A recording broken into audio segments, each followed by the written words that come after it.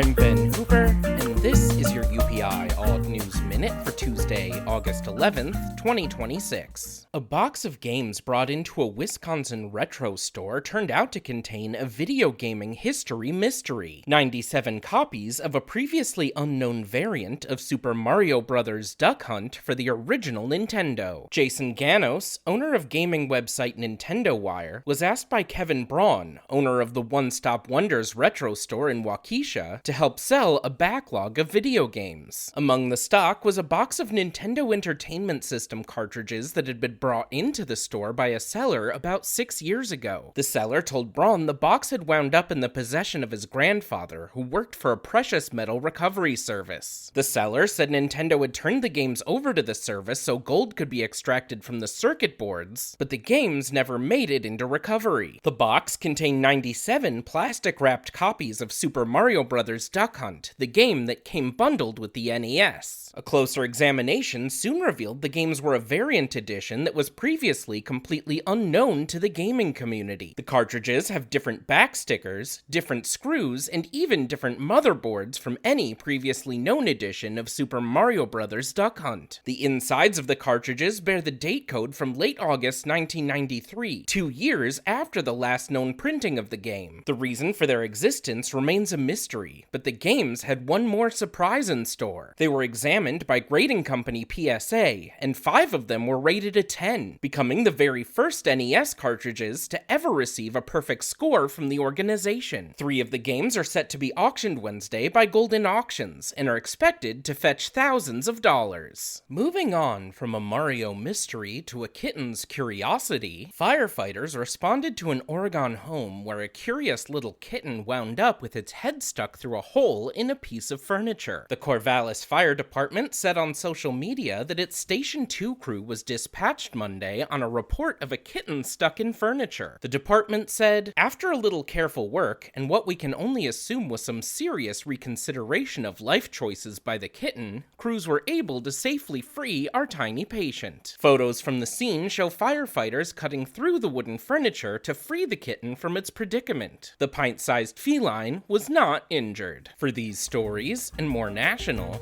international, sports, entertainment, science, and odd news from United Press International, visit UPI.com. Follow the UPI Odd News Minute on YouTube and TikTok. Do you have a favorite game for the original Nintendo? Tell us about it in the comments.